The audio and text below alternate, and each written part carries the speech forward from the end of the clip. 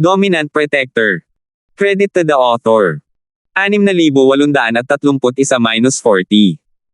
Ang mga pangalan po na nandito ay galing sa mga name generator. Kung meron man pagkakatulad sa mga pangalan ng tao o lugar at pangyayari, ito ay tunay na hindi sinasadya. Maganda sana kung magkakaroon ako ng pagkakataong pumunta sa dagat na dilaw para tingnan ito. Bamantong hininga si Natalie. Nahulaan ni Terence na nawawala ang babae sa bay daw. Mas mapapadali ang pagbabalik sa bay daw kung pupunta siya sa Golden Classy area. Nakakalungkot na hindi pa kwalipikado si Natalie na umalis sa academy. Maaari lamang siyang pumili ng mga misyon sa loob ng sakop ng impluwensya ng Feyang Academy. Kung gusto niyang bumalik sa North Island, kailangan niyang patuloy na magsumikap upang mapabuti ang kanyang sarili. Maaaring bumalik si Terence sa lugar ng Golden Classy at tumingin-tingin, hanggat hihilingin niya, hindi siya pipigilan ni Aaron. Sa katunayan, matutuwa siya kung makakalabas si Terence at magtago ng ilang sandali. Pero sa puntong ito, wala nang paraan para umalis si Terence sa paaralan ng Feyang ng Kusa, maliban na lang kung tuluyang naayos ang insidente ng sunog. Huwag mo nang isipin ang tungkol sa Golden Classy area.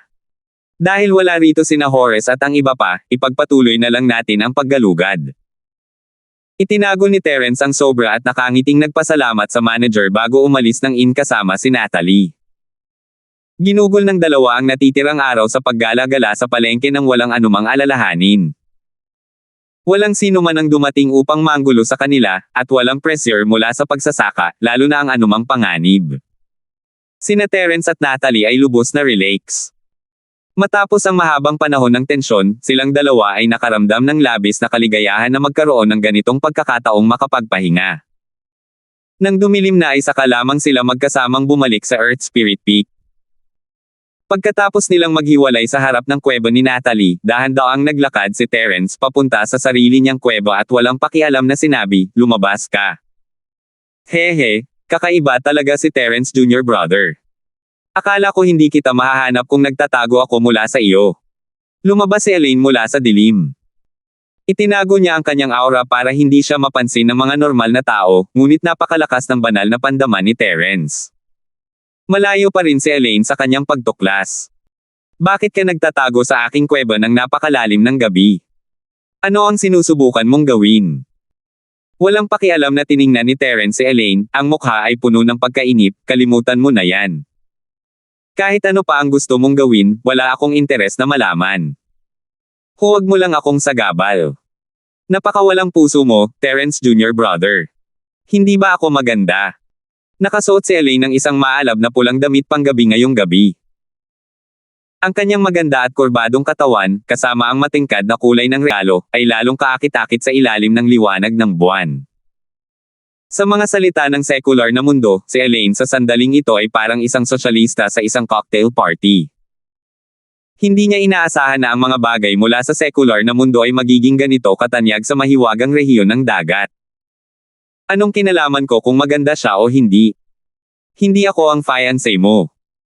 Kasama mo ang fiancé mo, at kasama ko ang nakababata kong si Lanier. Walang kinalaman sa akin ang kagandahan niya, di ba? Nagkibit balikat si Terence at nakatawa ng pangungutya habang iniisip ang walang kwentang nobyo nito. Sa kagandahan, maganda si Elaine, pero kailan nga ba nagkulang si Terence sa magagandang babae? Kaya hindi naging malaking banta si Elaine kay Terence. Bata pa lang si Natalie. Paano siya maihahambing sa senior sister? Nawala ang ngiti sa mukha ni Elaine at medyo nahiya siya. Terence Sheedy, makinig ka kay ate, pumunta ka sa advanced class, paprotektahan ka ni ate. Hindi alam ni Terence ang sasabihin, ang isang senior sister ay naging isang nakatatandang ate. Nakakatakot maging pamilyar sa isa't isa, pero magkaaway pa rin tayo sa araw na iyon, okay. Isa pa, hindi pa rin sigurado kung sino ang magtatapat sa kung sino sa advanced class. Hindi ako aalis. Bumalik ka na. Gusto ko nang bumalik at magpahinga. Naglakad si Terence patungo sa kuweba ng may malamig na mukha, ngunit pinigilan siyang muli ni Elaine. Ang babaeng ito ay nagiging isang plaster na hindi niya maalis kahit anong mangyari. Terence Jr., nandito ako para makipag-usap sa iyo, hindi ba dapat ay magsabi pa ako ng ilang salita? Kung galit ka pa rin tungkol sa nakaraang hindi pagkakaunawaan, si ate na lang ang hihingi ng tawad sa iyo, ha? Nagsimulang umarte si Elaine ng magpakyot. Elaine, anong ginagawa mo sa lugar ng tirahan ng kuweba ng intermediate class ng napakalalim na ng gabi? Naghahanda ka na bang bumalik sa intermediate class? Sa sandaling ito, biglang lumitaw si Roseanne, dahilan para maniga si Elaine, na akmang kikilos na. Instructor Shu, nagulat din ako na makita kang nandito ng napakalalim ng gabi. Tahimik na itinago ni Elaine ang kanyang pagiging mahinhin at tumingin kay Roseanne ng nakangiti. Bakit nandito si Instructor Shu ng gabing-gabi na? Naisip ni Elaine na hindi naman masama ang performance niya, at pwede niya itong bugbugin sa halip na sagutin siya ng direkta. Sa kasamaang palad, madaling nalutas ito ni Roseanne sa pamamagitan ng isang casual na ngiti. Nahuli si Terence sa maraming trabaho, tutulungan ko siya. Tama lang para sa isang guro na gabayan ang isang estudyante. Biglang nawala ng malay si Elaine, ngunit natural lamang na hindi niya aaminin ang pagkatalo. Matapos bahagyang ayusin ang kanyang mga salita, nagsimula siyang magsalita muli. Magaling na instructor talaga si Instructor Shu. Gabi na at nandito ka pa rin para gabayan ang mga estudyante. Maaari kayang may makasariling motibo ka. Kumerba ang bibig ni Elaine, ngunit medyo hindi malinaw ang kanyang mga mata. Tumingin siya sa kaliwa't kanan kina Terence at Roseanne, na parang nagpapahiwatig na may hindi malinaw na relasyon ang dalawa. Totoo na may kanya-kanyang iniisip ang mga tao. Elaine, kahit na isa kang estudyante ng advanced class at hindi kita makontrol, bilang tagapayo ng estudyante, umaasa pa rin ako na mabubuhay ka ng maayos at hindi hahayaang magwala ang isip mo buong araw. Ngumiti si Roseanne ng walang pag-aalala, parang isang modelo ng tuwid at walang takot sa anino. Sandali siyang tumigil at nagpatuloy, bilang isang guro, narito ako para gabayan ang mga estudyante. Tama lang at nararapat lang iyon. Isa kang babaeng estudyante mula sa advanced class. Hindi mo ba iniisip na problema para sa iyo na maghanap ng lalaki mula sa intermediate class sa kalagitnaan ng gabi? May problema ba? May hindi pagkakaunawaan sa pagitan namin ni Terence, kaya nandito ako para makipagkita sa kanya at ipaliwanag ang hindi pagkakaunawaan, hindi ba? Pakiramdam ni Elaine ay hindi niya kayang makipagtalo kay Roseanne, kaya ang nagawa na lang niya ay magpanggap na matapang at sabihing, mayroon bang patakaran sa akademya na nagbabawal sa ganitong sitwasyon? Walang ganoong patakaran ng paaralan, pero hindi ito ang tamang oras para bisitahin mo si Terence sa ganitong oras, lalo na sa kalagitnaan ng gabi. Sa mga matingkad na kulay na ganyan, hindi ba sa tingin mo ay medyo hindi naaangkop? Itinuro ni Roseanne ang damit panggabi ni Elaine. Gusto niyang sabihin na may sakit siya, pero sa huli, binago niya ang kanyang mga salita at sinabing, maganda. Sa anumang kaso, isa siyang tagapagturo, at ang pananamit ni Elaine ay hindi naman masyadong sobra, kaya hindi nararapat na pag-alitan siya ng direkta. Gayunpaman, talagang naisip ni Roseanne na may mali sa utak ni Elaine. Kung gusto niyang akitin si Terence, bakit hindi na lang siya nagbihis ng mas sexy? Bakit siya nagbihis na parang isang mayabang na sosyalista? Sa tingin ba niya ay may gusto si Terence sa ganoong klaseng babae? Bakit hindi? Sino ang makakapidyo sa akin kung gusto kong isuot ito? Hindi naman sa wala siyang suot na damit. Instructor Shu, hindi ba't masyado kang madaldal? Medyo nahiya si Elaine. Kung hindi niya alam na hindi siya ang katapat niya, baka naging masungit na siya agad. Elaine, may fiancé ka, at nasugatan siya noong isang araw.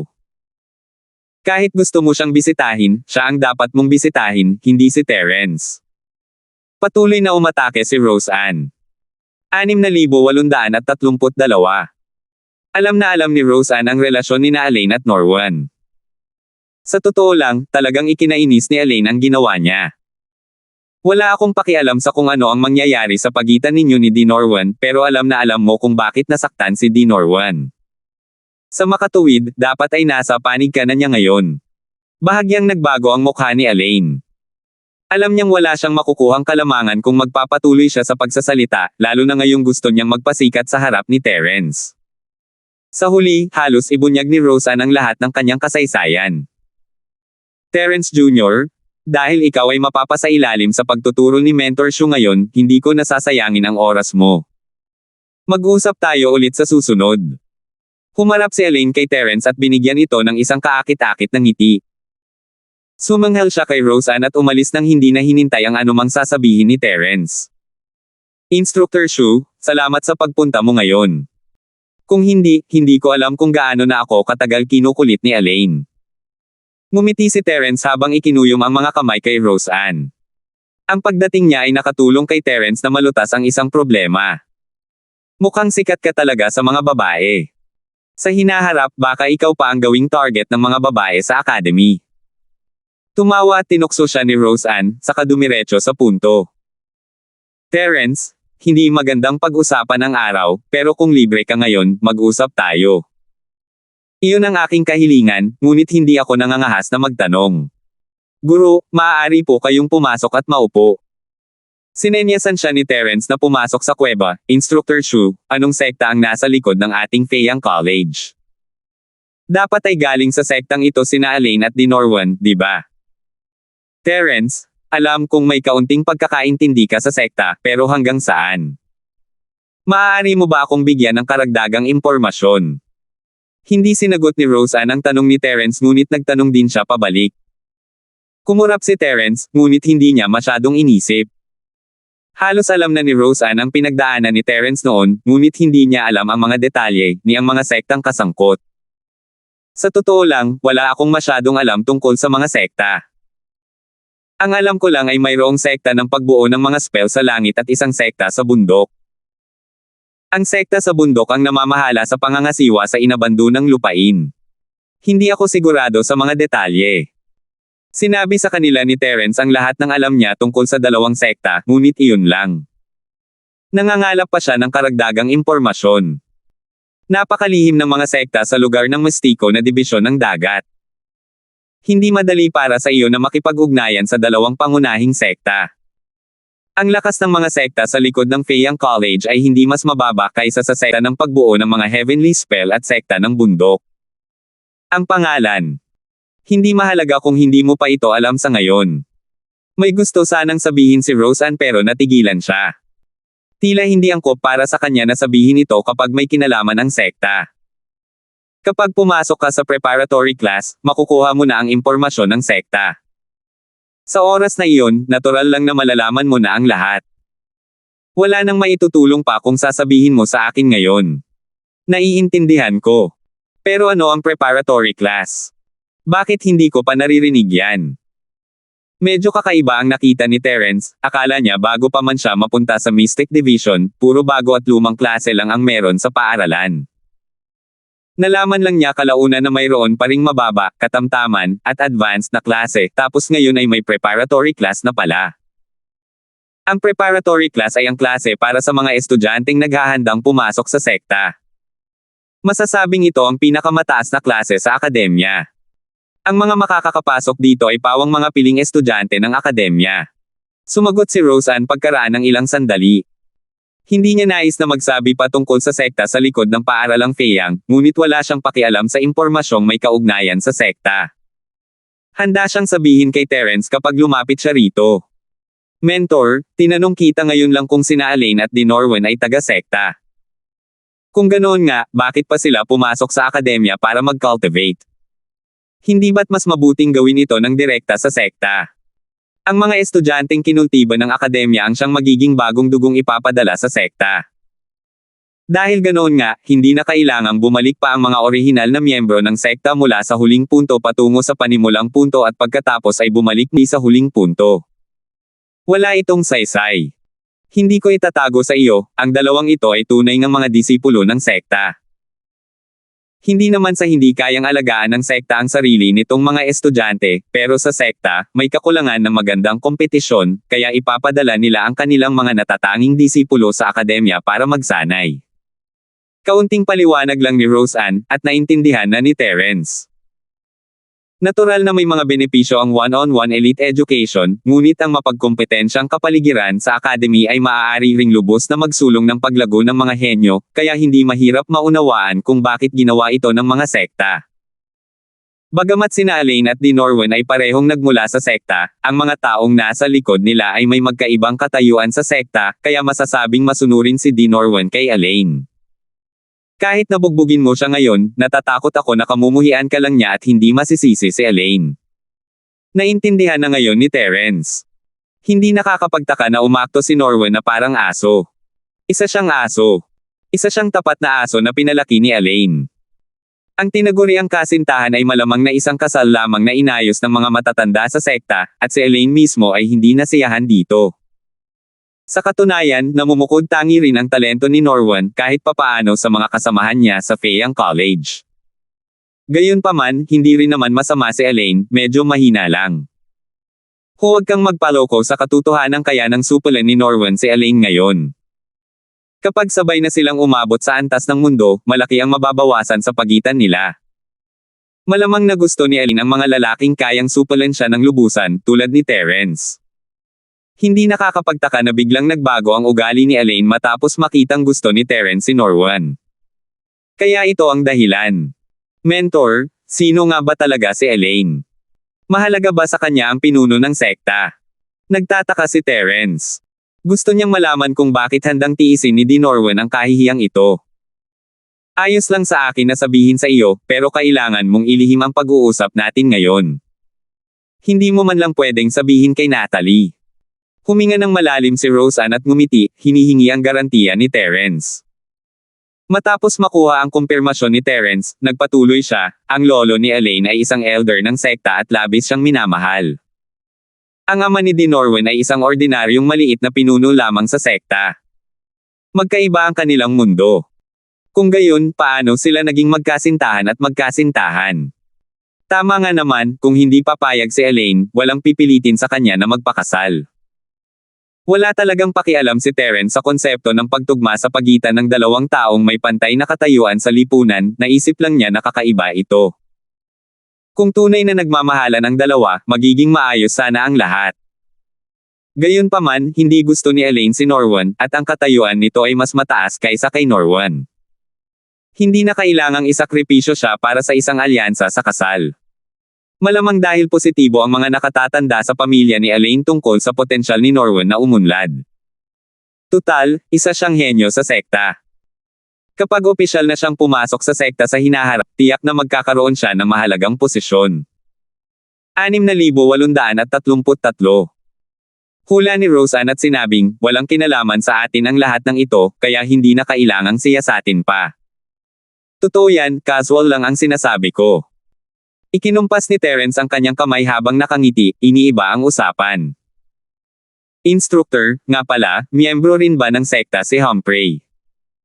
Nang makita ni Terence ang mayabang na mukha ng lalaki, naisip niyang malamang tama siya.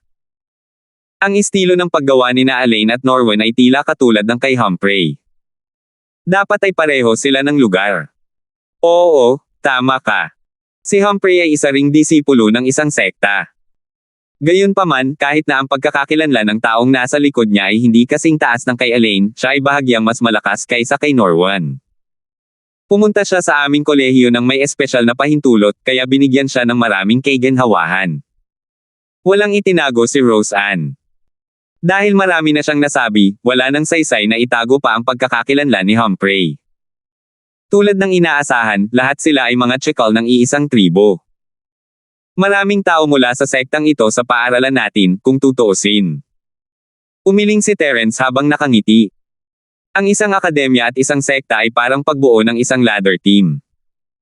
Normal lang para sa mga disipulo ng sekta na pumasok sa isang akademya. Casual na sabi ni Roseanne bago ipinaalala kay Terence, mag-ingat ka. Ayos lang makipag-away sa mga taong ito, pero huwag mo silang masyadong saktan. Makakaapekto ito sa kinabukasan mo kapag pumasok ka sa sekta. Bakit ko kailangang pumasok sa sekta? Medyo nakakatawa para kay Terence, akala ni Roseanne na ang tanging paraan para makapag-practice sa academy ay ang pagpasok sa isang sekta, pero hindi niya inisip na wala man lang pakialam si Terence sa mga sektang ito. Bakit hindi ka sumali sa sekta? Ang mga mapagkukunan ng cultivation, mga pamamaraan ng cultivation, at mga diskarte sa martial arts ng sekta ay pawang mas mahusay kaysa sa academy, at ang bawat sekta ay may kanya-kanyang natatanging mana. Ang mga benepisyo para sa iyo ay halata. Tumigil si Roseanne. Sa paningin niya, ang isang henyo tulad ni Terence ay angat lamang kapag pumasok na ito sa isang sekta. Terence, Makinig ka sa iyong tagapagturo, huwag kang makipag-away sa mga disipulo ng sekta, sisirain nito ang iyong kinabukasan. Walang magawang tumanggo si Terence. Hindi niya masabi kay Roseanne na ang mga pamamaraan ng cultivation at martial techniques ng mga sektang iyon ay pawang basura sa paningin niya. Dahil sa mga taktika sa labanan ng ninakaw na kayamanan ng langit, hindi na inisip ni Terence na kailangan pa niyang matutunan ang sining at kasanayan ng ibang sekta. Wala nang mas babagay sa kanya kaysa sa mga taktika sa labanan ng ninakaw na kayamanan ng langit. Nakita ni Roseanne na nakikipagtulungan si Terence at medyo nakahinga ng maluwag. Nag-usap pa sila ng kaunti bago ito tumayo at umalis. Bagamat hindi gaanong inisip ni Terence ang nais ni Roseanne na makapasok siya sa sekta, isa itong master na tunay na nagmamalasakit sa kanya. Natural lamang na taos-puso siyang magpapasalamat kay Roseanne. Naging mapayapa na naman ang mga sumunod na araw. Hindi na muling hinanap ni Elaine si Terence matapos siyang kutsain ni Roseanne ang gabing iyon. Tumigil na rin sa paghahanap ng gulo sina Norwan, Jace, at ang iba pa. Tahimik na nagsasanay sina Terence at Natalie, at nagkaroon sila ng isa pang pagkakataon na makapasok sa training room. Sa kasamaang palad, hindi pa rin mahanap ni Terence ang dating estado niya noong nakaraan. Bagamat bumuti na ang kanyang spirit sense, kumpara noong nakaraan, halos wala itong naging pag-unlad. Kaya sa pagkakataong ito, hindi nagtagal si Terence sa training room. Kinalkila niya ang oras at lumabas kasama si Natalie, ngunit hindi niya inaasahan na makikita niya si Jinmo na naghihintay sa labas. Guru, anong ginagawa mo rito? Tita Zhang. Sabay na binati ni Natalie at Terence si Jinmo, ngunit hula na nila kung ano ang nangyari. Kung hindi sana naghintay si Jinmo ng kung sino sa pintuan ng cultivation room. Siya ang vice-principal ng Feiyang College at maraming dapat gawin. Natalie, Terence, kumusta ang training mo ngayon? Ngumiti at tumango si Jinmo sa kanilang dalawa. Hindi niya agad ipinaliwanag ang kanyang dahilan sa pagpunta, sa halip ay casual na nagtanong tungkol sa paglilinang. Kasabay nito, sinenyasan niya ang dalawa na umalis. Guru, pakiramdam ko ay marami akong natutunan mula sa silid cultivation na ito. Pagkatapos ng ilang beses pa, maaaring makapaghanda na ako para buksan ang bundok. Masayang hinawakan ni Natalie ang braso ni Jinmo. Nang makapasok siya sa pambungad na yugto ng bundok, naramdaman niyang maiikli ng husto ang distansya sa pagitan nila ni Terence. Marahil ay hindi siya magiging pabigat sa nakababatang kapatid ni Terence sa hinaharap. Hindi naman masama. Gayunpaman, ang yugto ng pagbubukas ng bundok ay isang napakahalagang yugto. Ito ang simula ng Big Shot Realm. Umaasa ang guro na hindi ka magmadaling makalusot. Sa pamamagitan lamang ng sapat na pag-iipon ay mas makapaglalatag ka ng magandang pundasyon para sa hinaharap. Sinamantala ni Jinmo ang pagkakataong turuan si Natalie. Ang disipulong ito ay lubos na may talento, at ayaw niyang mabilis na makalusot si Natalie sa pagbubukas ng bundok dahil sa kanyang pagkabalisa. Alam ko, Panginoon, ilang beses mo na itong sinabi, at sinabi rin ito sa akin ng aking junior na si Terence. Sa tingin ba ninyo ay bata pa rin ako? Napapout si Natalie, at si Jinmo at Terence ay hindi napigil ang tumawa. Hindi ka ba bata pa lang? Hindi talaga siya tatanda.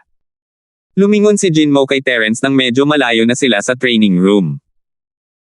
Terence, nandito ako para sabihan kang pumunta sa Dean, may naghahanap sa iyo. Sino naman ngayon? Galing ba sila sa Alliance of Academies o sa mga aristokratikong pamilya? Kumunat ang noo ni Terence, na umalis si Yungming na galit noong nakaraan, marahil ay nagtipon siya ng ilang tao rito para tanungin sila. Hindi na ito nakakagulat, handa na si Terence para dito, kaya agad siyang pumunta sa bahay ni Aaron. Wala sa kanila. Galing sila sa sekta ng bundok. Medyo seryoso ang ekspresyon ni Jinmo habang hininaan niya ang kanyang boses at sinabing, maaaring tungkol ito sa inabandonang lupain. Bagamat walang gaanong koneksyon ang sekta sa bundok sa aming kolehiyo sa Feiyang, hindi namin mapabulaanan ang kanilang mga salita dahil sa kanilang reputasyon. Kaya, kailangan mo pa ring pumunta at tingnan ito. Kung mukhang hindi tama ang sitwasyon, dapat mong unahin ang pagprotekta sa iyong sarili. Kaya ang sekta sa bundok. Hindi ba't naikwento sa iyo ni Nareger at ng iba pa ang tungkol sa inabandonang lupain? Hindi nila alam kung ano ang nangyari pagkatapos noon. Medyo nagulat si Terence, hindi niya inaasahan na ang sekta sa bundok pala iyon. Tia Zhang, huwag kang mag-alala. Tinulungan ko pa nga ang sekta sa bundok sa inabandunang lupain. Siguro nandito sila para magpasalamat sa akin. Napakalaki ng puso mo. Sana nga. Hindi alam ni Jinmo kung tatawa o iiyak habang nakatingin kay Terence. Sino ang sekta ng bundok? Bakit sila lalapit at magpapasalamat sa isang maliit na estudyanteng tulad ni Terence? Guro, magiging maayos po ba si Terence? Nag-aalalang tiningnan ni Natalie si Jinmo. Ito ay isang bagay na kahit si Jinmo ay hindi maaaring makialam, kaya syempre, kakabahan siya. Ayos lang, dahil nandyan si Dean Lane, hindi magiging mahirap para kay Terence ang sekta sa bundok. Medyo nag-aalinlangan si Jinmo, pero inalo niya si Natalie ng may relax na ekspresyon. Senior Sister Natalie, huwag kang mag-alala. Ito ang Feiyang College. Si Dean Lane ang may pinakamataas na awtoridad dito. Nakangiting sabi ni Terence bago humarap kay Zhang. Tia Zhang, may iba ka pa bang gustong sabihin sa akin? Kung wala siyang sasabihin, hindi niya na sana kailangang ipaalam pa kay Terence, pwede naman siyang magpadala na lang ng iba. 6,834. Sa simula ay mayroon akong ilang mga tagubili na sasabihin, ngunit napagaan mo ang loob ko, kaya hindi ko na kailangang magsalita ng marami. Ngumiti si Jinmo at umiling. Kalimutan mo na yan. Pwede ka nang umalis. Mag-ingat ka lang na huwag masaktan ang sekta sa bundok. Sumagot si Terence ng oo, pero inisip niya na hindi niya masasaktan ang mga tao sa sarili niyang pagkukusa, pero kung may gustong gawin niya iyon, wala siyang magagawa. Ang mga tao sa sekta sa bundok ay pumunta sa Feiyang College, at hindi niya inakalang pumunta lang sila para magtanong tungkol sa inabandunang lupain. Hindi kailangang mag-alala ni Terence tungkol sa kaligtasan ni Natalie dahil kasama niya si Jinmo. Agad siyang nagtungo sa tuktok ng bundok ni Aaron. Maya-maya, dumating si Terence sa silid ni Aaron, mayroong isang matandang lalaking nakaasol na damit, maikli ang balbas, at payat na nakaupo sa upuan ni Yungming. Bukod doon, si Aaron na lamang ang naroon. Katuwang na direktor ng ospital, Lane. Ikinuyom ni Terence ang kanyang mga kamay kay Aaron sa may pintuan. Nandito na si Terence, tuloy ka. Ito si Tov Ian Go, isang elder ng sekta sa bundok, nandito siya para makipagkita sa iyo. Dahan-dahang kumaway si Aaron kay Terence at ipinakilala ang elder na nakaasol na damit sa kanya, alam mo naman ang tungkol sa sekta sa bundok kaya hindi na ako masyadong magsasalita. Binati ni Terence si Elder Gu. Maaari ko bang malaman kung bakit nandito si Elder Gu? Ikinuyom din ni Terence ang kanyang mga kamay kay Tov Ian. Pakiramdam niya ay may mali nang marinig niya na ang apelyido ng matanda ay Gu. Ang lalaking tinuruan niya ng leksyon sa inabandunang lupain ay tinatawag na Master Gu, tama ba? Maaari kayang magkamag-anak ang 2 taong ito. Nandito ba si Tov Ian para tanungin siya? Ikaw si Terence. Isa kang ang lalaking may kapansin-pansing anyo. Natural lang na matalo mo ang apo ng matandang lalaking ito. Kilala mo ba kung sino ang tinutukoy ng matandang ito? Walang pakialam na tiningnan ni Tov Ian si Terence. Kahit wala siyang balak na atakihin si Terence, ang di nakikitang presyon ay bumabalot pa rin kay Terence.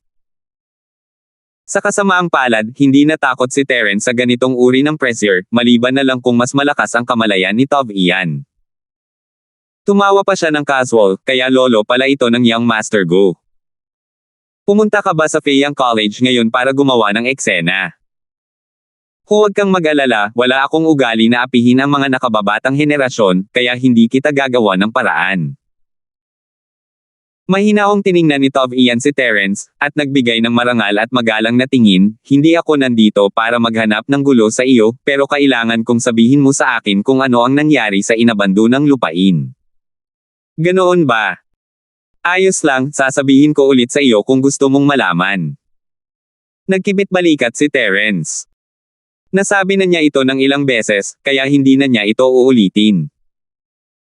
Naisip niya na nag-aalala ang sekta sa bundok tungkol sa mga Dark Demon Beast kaya pumunta siya para humingi ng impormasyon. Gayunpaman, hindi iyon ang nangyari. Kailangan mo lang sabihin sa akin kung ano ang nangyari nang ang base ng sekta sa bundok ay inatake ng mga mahiwagang halimaw ng kadiliman. Medyo ikinalungkot ni Terence ang paalala ni Tov Ian. Lumalabas na walang pakialam ang matanda sa nangyari sa mga madilim na demonyong halimaw sa inabandunang lupain, ni kung paano nakatakas si Terence mula sa inabandunang lupain. Tila hindi mahalaga sa sekta ng bundok ang lahat ng bagay sa inabandunang lupain. Ang tanging mahalaga lang ay ang mga bagay na may kaugnayan sa sekta ng bundok. Walang problema, sasabihin ko sa iyo ang lahat ng gusto mong malaman. Medyo malamig ang tono ng boses ni Terence, pero ikinwento pa rin niya kung ano ang nangyari nang mabuwag ang base ng sekta sa bundok para kay Aaron. Nagsasabi ka ba ng totoo? Bakit iba ang narinig ko sa sinabi mo? Humigop ng tsaa si Tov Ian at nagpatuloy, o baka dapat mong pag-isipang muli, may naalala ka bang mali? Elder Gu, payuhan mo naman ako, ano ang mali kong naalala? Malamig na tumawa si Terence sa sarili. Hindi niya masyadong ikinwento ang tungkol sa inabandunang lupain, pero ang bahagi kung saan nasira ang sekta sa bundok ay ang katotohanan kahit ilang beses niya itong sabihin. Hindi niya alam ang ibig sabihin ni Tov Ian, pero sinasabi sa kanya ni Terence na wala itong magandang maidudulot. Halimbawa, hindi ba ikaw ang nagbukas ng teleportation formation na nagdurugtong sa estate ng ating mountain sect sa Mystic Class C? Ibinaba ni Tov Ian ang kanyang tasa ng tsaa at mahinahong tumingin kay Terence, kritikal ang sitwasyon noong mga panahong iyon. Binuksan mo ang teleportation formation papunta sa Mystic Class C nang walang pahintulot at gusto mong umalis sa abandonadong lupain, pero pinigilan ka ng mountain sect. Ganito ba? Bakit hindi ko alam? Muntik nang matawa ng malakas si Terence, kaya ito ang layunin ng matanda. Para linisin ang pangalan ng apo niya. Kaya ko sinabi na may mga pagkakamali kang nagawa. Mahigpit ang sitwasyon noong panahong iyon, at ikaw, isang formation master, ang nagbukas ng transmission array.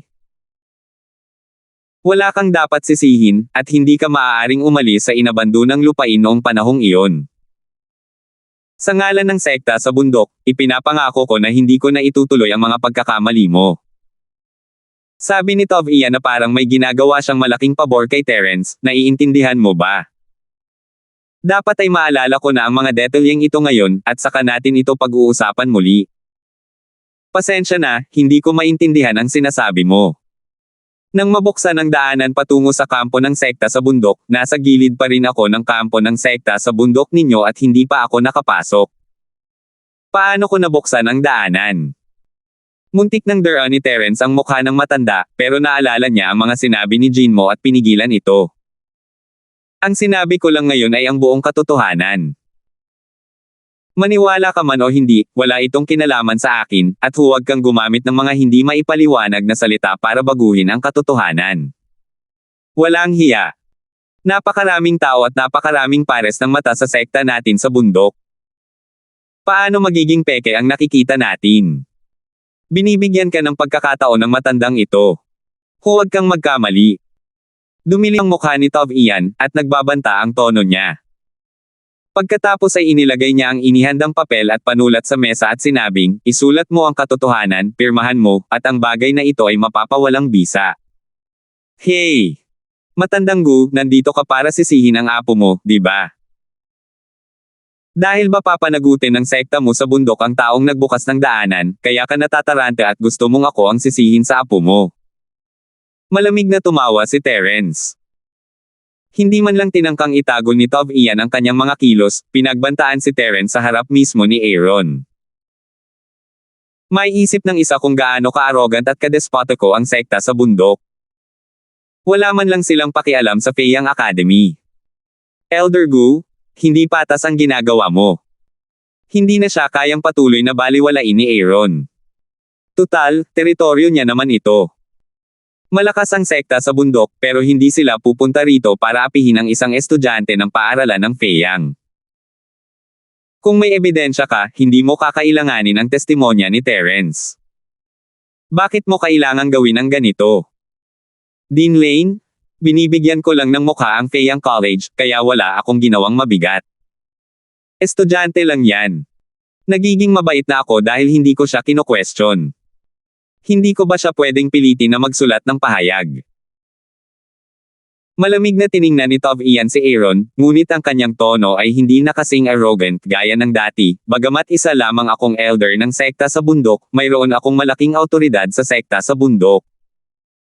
Hindi mo ba ako maaaring bigyan ng kahit kaunting mukha, Dean Lane? 6,835. Hindi ito usapin ng pagkakaibigan. Naniniwala ako sa mga salita ni Terence. Ayaw naming makialam sa mga panloob na gawain ng sekta sa bundok, at wala kaming kakayahang gawin iyon. Dahil si Elder Go ang may karapatang magsalita sa sekta sa bundok, hindi dapat maging problema para sa iyo na lutisin ang maliit na problemang ito. Hindi umatras si Aaron, at nakipaglaban kay Tov Ian para sa kapakanan ni Terence. Labis na naantig si Terence. Aaron, limitado lang ang pasensya ng matandang ito. Huwag kang maging walang katwiran dito. Malamig na napangiti si Tov Ian at kumaway kay Aaron. Humarap siya kay Terence, Terence, pangako ko na pagkatapos mong isulat ang pahayag na ito, hindi ka hahanapan ng gulo ng sekta sa bundok. Bibigyan pa kita ng ilang benepisyo bilang kabayaran. Anong mga benepisyo? Bakit hindi mo sabihin sa akin? Ayaw ni Terence na ilagay si Aaron sa mahirap na sitwasyon, ang paaralan ng Feiyang ay nasa sentro na ng bagyo dahil sa sunog, at kung masasaktan nila ang sekta sa bundok para kay Terence, mas malala pa ang mangyayari. Nagpasya si Terence na makinig sa mga kondisyon ni Tov Ian, hindi naman siya nito maaapektuhan, basta't hindi niya sisirain ang paaralan. Nabalitaan kong estudyante ka raw ng bagong klase ng Feiyang College. Dapat ay ma-promote ka na sa intermediate class ngayon, di ba? Paano kung ganito, basta't isulat mo ang iyong testimonya, tutulungan ka ng matandang ito na makakuha ng mga karapatan sa Alliance of Academies, at sa ngalan ng Alliance of Academies, irerekomende kitang pumasok sa sekta. Naisip ni Tov Ian na sa kondisyong ito, magpapasalamat si Terence at papayag na isulat ang pahayag. Tutal, ang pangunahing layunin ng bawat estudyante ay ang pumasok sa isang sekta. Ang ganitong uri ng pagkakataon ay isang bagay na gugustuhin ng lahat, ngunit si Terence ay hindi basta-basta, wala siyang pakialam sa kahit anong sekta. Siyempre, sa ngalan ng alliance ng kolehiyo, irerekomendo ko sa iyo na sumali sa isang sekta, hindi sa aming sekta sa bundok kundi sa ibang sekta. Tutal, ang aming sekta sa bundok at ang Feiyang College ay walang ganitong relasyon. Bago pa man makapagsalita si Terence, dagdag ni Tov Ian, na parang natatakot siyang piliin ni Terence ang sekta sa bundok. Sa totoo lang, wala talagang nararamdaman si Terence para sa sekta sa bundok. Kahit palumuhad at magmakaawa si Tov Ian sa kanya, hindi pa rin siya sasama. Ganito na lang. Ano pa ba? Kumunat ang noo ni Terence sa paghamak. Isang benepisyo ba ito? Wala ka bang kahit kaunting sinseridad? Sino ba naman ang gustong pumasok sa isang sekta? Para paalisin ang isang pulubi.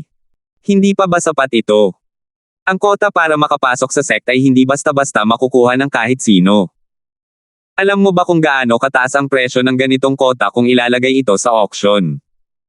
Tumingin si Tov Ian kay Terence, natigilan. Ang batang ito ay malamang isang taga-probinsya na hindi alam kung gaano kahalaga ang isang lugar para sa sekta. O baka naman alam talaga ng batang ito kung gaano kahalaga ang mga mantsa, pero sinasadya niyang magpakatanga para lang makakuha pa ng mas marami. Ano ba ang maganda sa isang simpleng kota ng sekta? Kung gusto kong pumasok sa sekta, pwede akong pumasok kahit kailan ko gusto. Bakit ko pa kailangan ng pwesto mo? Pag-usapan natin ang mas praktikal na mga benepisyo. Wala talagang pakialam si Terence sa mga butik ng sekta. Gamit ang kanyang lakas, hanggat walang pumipigil sa kanya, madali siyang makakapasok sa isang sekta, lalo na't mayroon siyang mga nagawa sa arrays at reputasyon sa alchemy. Aling sekta ang tatanggihan ang isang tulad niya? Hanggat na ipapakita ni Terence ang ilan sa kanyang mga kakayahan, malamang nalalapit ang mga sekta at magmamakaawa na sumama si Terence sa kanila, hindi ba? Walang kabusugang kasakiman. Malamig na sumanghal si Tov Ian. Pakiramdam niya ay hindi alam ni Terence kung ano ang makabubuti para sa kanya, ngunit wala siyang magagawa tungkol dito, kaya nilunok niya ang kanyang galit at sinabing, kung gayon, sabihin mo sa akin, ano ang gusto mo para pumayag dito. Kung gusto ni Terence ng mga spirit crystal o tableta, hindi mag-aatubiling ibigay ito ni Tove Ian sa kanya, ngunit kung iba ang gusto niya, kailangan niya itong pag-isipan. Una sa lahat, hindi ko kailangan ang rekomendasyon mo para makapasok sa sekta, pero kailangan ng ibang tao. Maaari mo bang ilipat ito sa kanila? Naisip ni Terence na tama si Tove Ian.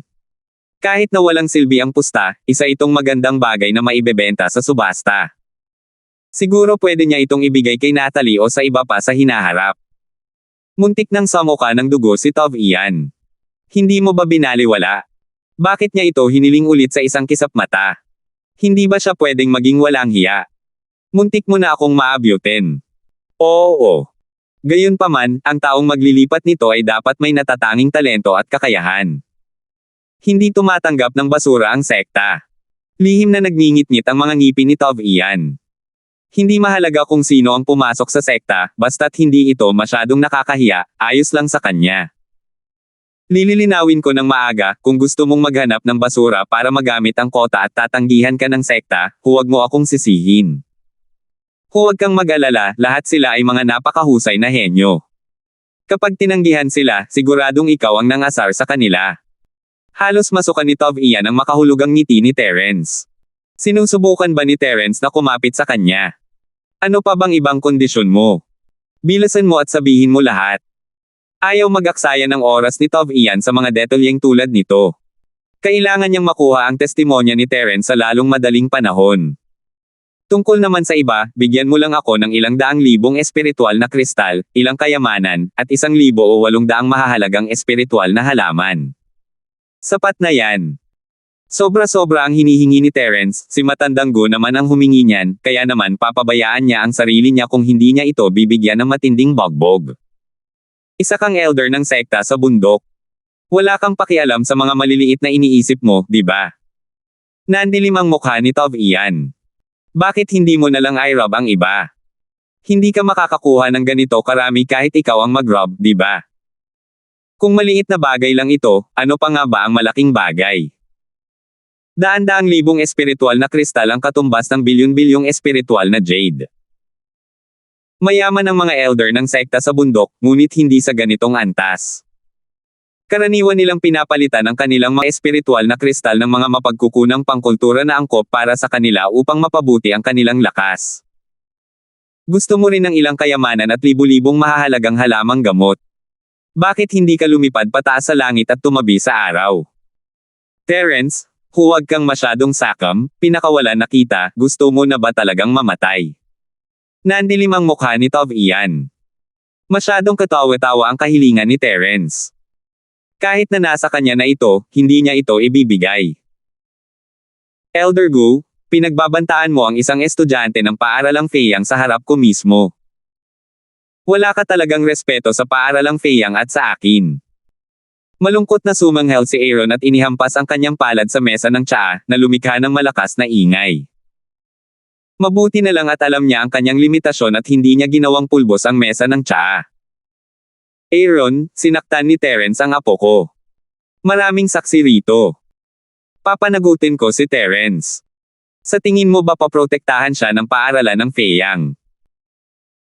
Malamig na tumawa si Tove Ian at tumingin kay Aaron na may mapanganib na kislap sa kanyang mga mata, basta't sasabihin mo ang salitang, manggahas, agad na hihingi ng hustisya ang sekta sa bundok para sa aking apo.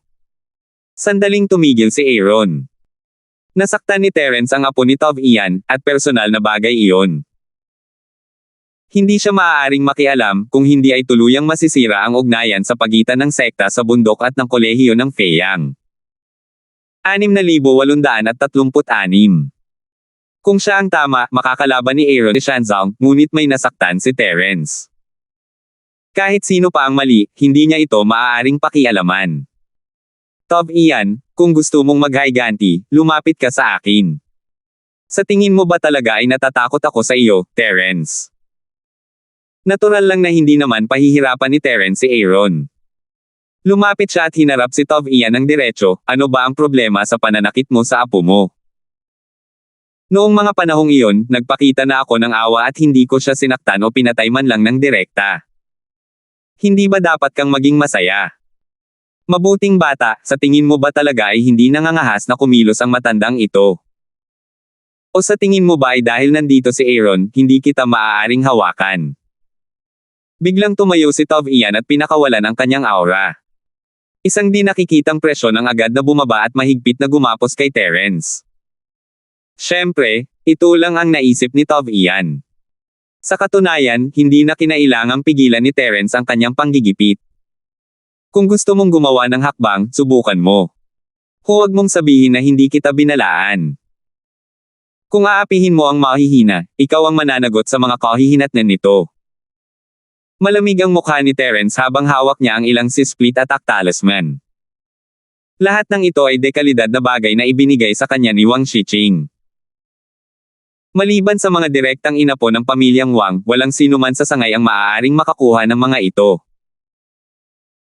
Gamit ang ganitong uri ng anting-anting para sa pag-atake, kasama ang lakas ni Terence, hindi naman talaga mahirap patayin si Tov Ian. Sandali na natigilan si Aaron, ngunit sa kanya napagtanto na si Terence ay disipulo ni Zhang Lijiu, ang mahimalang manggagamot. Kung maglalakas loob si Tov Ian na apihin ang binata, hindi ito bibitawan ni Zhang Lijiu. Sa dagat ng mga mahiwagang uri, maging ang Diyos ng tableta at ang sant ng medisina na si Zhang Lijiu ay isang alamat, sino ba si Tov Ian? Bagamat hindi ang Panginoon niyang si Zhang Lijiu ang tunay na kalaban ni Terence, hindi nito napigilan si Aaron na manghula. Tiningnan niya sina Terence at Tov Ian ng may kumpiyansa, alam niyang walang mangyayari ngayon. Kalimutan mo na yan, napakababa talaga ng katayuan ko kung ang matandang amo na to ay nakikipaglaban sa isang junior na katulad mo. Kanina lang, sinabi kong hindi kita gagalawin, kaya hindi rin kita gagalawin. Ang matandang amo na to ay palaging tumutupad sa pangako niya. Malamig na tiningnan siya ni Tov Ian. Pagkalipas ng ilang minuto, binawi niya ang kanyang aura. Terence, nandito ako para makipag-usap sa iyo ng hayagan. Kung hindi ka sinsero, huwag mo akong sayangin. Sino ngayon ang walang sinseridad? Gusto mong sabihin ko ang mga kondisyon ko, kaya ako ang nagsasabi ng mga kondisyon ko. Kung hindi ka sumasang-ayon, paano mo ako masisisi? Nagkibit balikat lang si Terence. Wala siyang pakialam sa gustong gawin ni Tov Ian. 10,000 kristal. Hindi naman ganoon kalaki ang net worth ng matandang ito na ang limitasyon ko. Ayaw nang pag-usapan pa ni Tov Ian ang isyong ito. Alam niyang matatalo siya kahit ano pa ang mangyari, kaya direkta niyang sinabi ang mga kondisyon na kaya niyang bayaran, wala akong anumang kayamanan, pero mayroon akong ilang mga espiritual na halamang gamot na nakalaan. Maaari kitang bigyan ng 10 sa mga ito. Humihingi ng napakataas na presyo, ibinabalik ang perang nakalaan. Nabawasan ito ni Tov Ian ng mahigit 70% sa isang suntok na isang napakalupit na bagay. 10,000 kristal. Maaaring hindi mo alam ito, pero isa akong Mystic Class Refiner. Kaya kung gumawa ng 2 tableta at ibenta ang mga ito sa halagang mahigit 10,000 kristal, gusto mo ba akong gawing pulubi? Tiningnan ni Terence si Tov Ian ng may paghamak, at may mapangutyang ngiti sa kanyang mukha. Bilang isang elder ng sekta sa bundok, sinabi niyang 10,000 spiritual crystals lang ang kaya niyang alisin. Sayang naman. Kumunat ang noo ni Tov Ian, medyo nahihiya.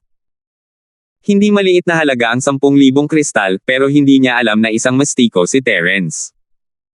Hindi nakakapagtaka na hiningi ni Terence ang halamang gamot. Kung hindi nagsisinungaling si Terence, hindi naman talaga malaking bagay sa kanya ang 10,000 kristal.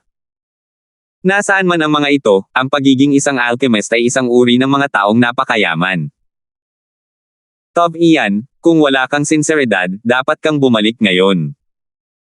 Kung hindi, bibigyan kita ng 10,000 spiritual crystals bilang bayad sa paglalakbay para sa iyong pagsusumikap. Ano sa palagay mo? Kung talagang binigyan siya ni Terence ng 10,000 kristal at wala siyang lakas ng loob para tanggapin iyon, kung gayon ay isa talaga siyang pulubi. Terence, hindi ako yung tipo ng taong pwede mong insultuhan ng gusto mo, mag-isip ka muna bago magsalita, kung hindi, kahit si Aaron ay hindi ka mailigtas. Medyo nahiya si Tov Ian habang nanliit ang mga mata at tumitig kay Terence, 50,000 spiritual crystals, 20 spiritual herbs na maaaring gamitin para gumawa ng mystic elixir, at huwag mong kalimutan na mayroon pa ring rekomendasyon para pumasok sa sect. Nagsusumikap ng husto si Tov Ian para sa kanyang apo, tiniis pa niya ang kahihiyan ni Terence at patuloy na pinapataas ang kanyang mga kondisyon. 100,000 espiritual na kristal at 50 espiritual na halamang gamot para pinuhin ang mga mystic grade elixir. Muling itinaas ni Terence ang kanyang mga kahilingan, kahit na wala siyang gusto, kamumuhian pa rin siya ng dalawa ng buong puso, at papatayin nila siya ng walang pag-aalinlangan kung may pagkakataon. Kung ganoon nga ang nangyari, bakit hindi humingi ng mas maraming mapagkukunan para palakasin ang kanyang sarili at pahinain ang kalaban ng sabay? 80,000 kristal. 30 espiritual na halaman. Lumitaw ang mga ugat sa noo ni Tov Ian. Galit na galit siya. Kung hindi pa rin pumayag si Terence, malamang ay agad na magagalit ang matanda. Kumunat ang noo ni Terence. Sige. Sa katunayan, para sa kapakanan ng Feyang College at ni Aaron, lilinisin sana ni Terence ang pangalan ng Domigu basta't mayroon siyang rekomendasyon sa isang sekta. Ngayong mayroon na siyang 80,000 kristal at 30 halaman, isa itong kaaya-ayang sorpresa. Tunay ngang hindi tataba ang kabayo kung walang damo sa gabi, at hindi yayaman ang tao kung walang sukli. Hindi pa kasama rito kung gaano karaming magagandang bagay ang mabibili gamit ang 80,000 spiritual crystals, 30 spiritual herbs lang para sa mystic elixir ang magagamit para pinuhin maraming elixir. Ang kita sa pagbebenta ng mga ito ay malamang na hindi bababa sa 80,000 spiritual crystals. Kumalma ang mukha ni Tov Ian. Hindi niya alam kung ano ang magiging reaksyon niya kung hindi pumayag si Terence. Ngayon, nalutas na sa wakas ang problema ng kanyang apo. Kumuha si Terence ng panulat at papel mula sa mesa at isinulat ang kanyang patoto habang tinatanong ni Tov Ian. Ang pangkalahatang ideya ay nang salakayin ng mga maitim na halimaw ang base ng sekta sa bundok, siya ay nasa tabi lamang ng pormasayo ng lagusan. Nakita niyang kritikal ang sitwasyon, kaya binuksan niya ang lagusan. Bilang isang tagalabas, hindi alam ni Terence ang mga patakaran ng sekta sa bundok at ng inabandonang lupain, kaya wala siyang matatanggap na karagdagang parusa. Sesermonan lamang siya ng elder ng sekta sa bundok, si Tov Ian, at maaayos na ang usapin. Nasiyahan si Tov Ian sa trabaho ni Terence, at ibinigay ito kay Terence dahil naroon si Aaron. Bukod sa mga espiritual na kristal at espiritual na halaman, mayroon ding isang palatandaan. Gamit ang palatandaang ito, maaaring magrekomenda ang Alliance of Academies ng isang disipulo sa sekta. Elder Gu, natapos na natin ang ating transaksyon. Sana ay wala na tayong pakialam sa isa't isa sa hinaharap. Itinabi ni Terence ang mga kristal at halamang gamot at ngumiti kay Tov Ian, siya nga pala, bago ako magpaalam, may gusto akong itanong sa iyo. Bago masira ang daanan patungo sa kampo ng sekta sa bundok, sumunod ang ilang daga na lumalamon ng araw at mga bubuyog na demonyong bangkay. Iniisip ko kung nalinis mo na ba ang mga ito. Bahagyang natigilan si Tov Ian, noong nakaraan, may lumabas na darkness magical beast. Huwag kang magsalita ng mga responsibleng salita. 6,837. Nabigla si Terence. Akala niya ay magkakaroon ng matibay na depensa ang sekta sa bundok sa labas ng labasan ng inabandonang lupain, at ang mga maitim na halimaw na makakatakas ay malilipol. Gayunpaman, mula sa mga salita ni Tov Ian, tila hindi pa siya nakarinig ng anumang balita tungkol sa mga madilim na demonyong halimaw na dumadaan sa daanan. Maaari kayang hindi nakita ng mga tao ng sekta sa bundok ang araw na lumulunok ng mga daga at mga bangkay ng demonyong bubuyog. O posible kayang nalipol na ang mga mahiwagang halimaw ng kadiliman nang gumuho ang daanan. Nakalabas na ba lahat ng miyembro ng sekta sa bundok sa inabandonang lupain? Hindi mapakali si Terence, kaya gusto niyang alamin ang tunay na dahilan nito. Kung mamamatay ang mga dark beast sa tunnel, masasaktan din ang mga tao sa mountain sect. Nakalabas na silang lahat. Sigurado ka bang may sumusunod sa kanila na mga dark magical beast? Hindi maganda ang ekspresyon ni Tov Ian. Kung totoo ito, mas lalo pang mapapahamak ang taong nagbukas ng daanan. Mabuti na lang at nasa kanya na ngayon ang testimonya ni Terence, at dapat ay makakaahon na ang apo niya sa gulo na ito. Siyempre sigurado ako. Kung nandito lahat ang mga tao ng sekta sa bundok ninyo, saan napunta ang mga Dark Demon Beast na sumunod sa atin? Parang nagsisimula ng sumakit ang ulo ni Terence, kahit isa lang itong daga, maaaring walang katapusang daluyong ang klase ng Mystic. Kung hindi lang dahil sa maraming taong pinapahalagahan niya sa mistiko at dibisyong dagat, wala siyang pakialam kung gaano kalaki ang agos ng tubig. Pero ngayon, hindi niya maiwasang mag-alala. Wala talagang kaalam-alam ang matandang ito tungkol sa bagay na ito. Huwag kang mag-alala, pagbalik ng matandang ito, tiyak na iimbestigahan ko itong mabuti. Seryosong nangako si Tov Ian. Kung hindi mareresolba ang bagay na ito, siya at ang kanyang apo ay mapapahamak. Kaya, taos puso niyang sinabi, ilang buwan na ang nakalipas mula nang mabuksan ang daanan, kaya malamang na hindi pa umaalis ang mga mahiwagang hayop ng kadiliman sa daanan. Kung hindi, imposibleng walang balita pagkatapos ng mahabang panahon. Hindi sumang-ayon si Terence sa sinabi ni Tov Ian. Walang mga palatandaan bago sumiklab ang rat tide sa inabandunang lupain, at hindi ito isang bagay na maaaring mangyari sa isang iglap. Matagal bago lumaki at naghiwalay ang mga dagang kinakain ng araw. Mahirap mapansin noong kaunti pa ang kanilang bilang. Kapag may balita, kadalasan ay kapag may nagaganap na malawakang pagsiklab. Nawasak na ang daanan sa pagitan ng inabandunang lupain at ng dagat ng mahiwagang uri. Maaayos pa kaya ito ng sekta sa bundok? Pinigilan ni Terence ang pagkabalisa sa kanyang puso at binago ang usapan, pansamantalang humupa ang pagdami ng daga at ang kolonya ng mga bubuyog sa loob. Kung gugustuhin ng sekta sa bundok, maaari kang magpabalik-balik sa inabandunang lupain at paksay ng ilan sa iba pang mga dark magical beast. Itinatayo muli ang pasilyo, pero hindi pa ito maaayos agad. Hindi mo kailangang mag-alala tungkol sa inabandunang lupain. Alam na ng sekta sa bundok ang gagawin. Malamig na napabuntong hininga si Tov Ian, halatang hindi siya nasisiyahan sa desisyon ni Terence. Pagkatapos, may naalala siya at tumingin kay Terence, nalilito. Nakalimutan kong itanong sa iyo. Ang tanging daanan patungo sa inabandunang lupain ay nawasak na, at hindi ka sumama sa kanila. Paano ka nakalabas? Ikinwento ni Terence kay Aaron ang kanyang karanasan, ngunit walang dahilan si Aaron para sabihin ito sa iba, kaya hindi alam ni Tov Ian ang tungkol sa kulay abong sombrero. Marami ng mga depekto sa pagkakabuo ng inabandunang lupain. Natagpuan ko ang isa sa mga bitek at nilampasan ko ito bago ito nawala. Gayunpaman, paglabas ko, wala na ang bitek, kaya ito ay isang prosesong hindi na maaaring ulitin. Casual na sabi ni Terence. Ayaw niyang sayangin ang oras niya kay Tov Ian. Ayaw niyang malaman ni Tov Ian ang tungkol sa mga tao at usapin ng Central. Ganito pala. Mukhang kailangan ding kumpunihin ang mga pormasayo ng inabandunang lupain. Kapag natapos na ang daanan, iimbitahan ng matandang ito ang isang dalubhasa sa pormasayon para pumasok at tingnan ito. Kumunat ang noo ni Tov Ian habang nakatingin kay Terence. Base sa description ni Reger, dapat ay mahusay si Terence sa pag-array.